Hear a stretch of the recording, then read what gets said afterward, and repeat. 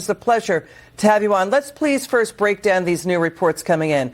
Garcia's wife, Jennifer Vasquez-Sura, claimed in a newly revealed protective court order that she requested in August of 2020 that she had a recording that Garcia bragged to her former mother-in-law that he could kill her and get away with it, that Garcia had locked their 3 kids in the room during a fight. She then called 911. Police were called to their house. She told the cops Garcia had acted violently and broken her phone in front of the children.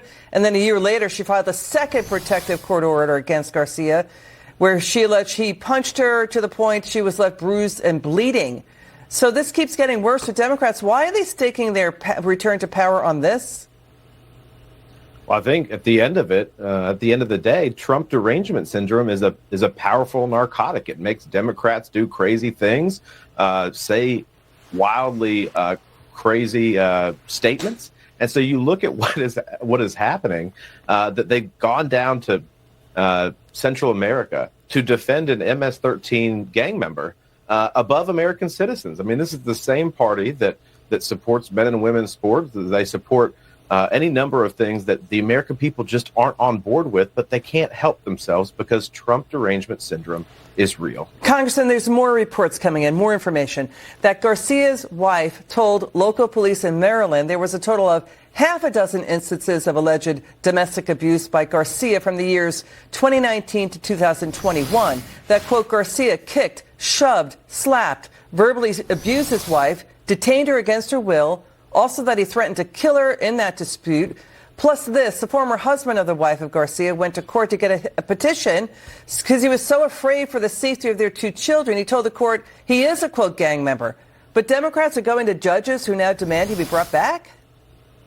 Yeah, it's wild. In addition to, Mr. Garcia pulled his wife out of the car by her hair. I mean, it gets immeasurably worse for this guy. He is not a good actor. And the president was serious when he campaigned on this. He's delivered on that, which is we're not going to tolerate these criminals in our backyard. I mean, this guy was found to be by an informant, but also a gang task force in Maryland, to be a member of MS-13. He was held to be that in a court in Maryland, continues to be that and exudes that. These police reports are absolutely damning.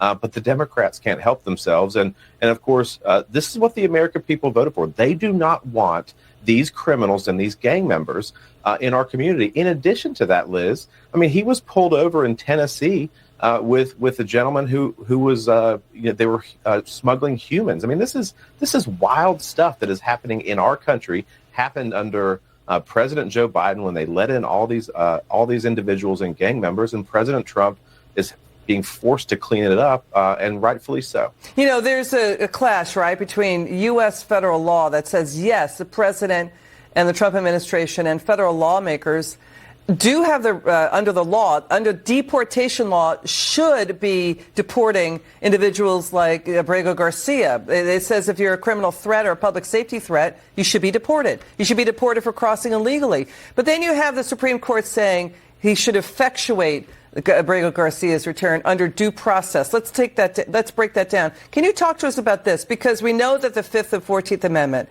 it says the founding fathers said due process for persons, right? At that time, the founding fathers, historians say, we're talking about trying to cover, be inclusive of women. It's since been stretched to cover corporations, and since then, case law to cover illegal aliens. When U.S. law says individuals like him should be deported if he's a public safety threat. So can you break this down for the American people?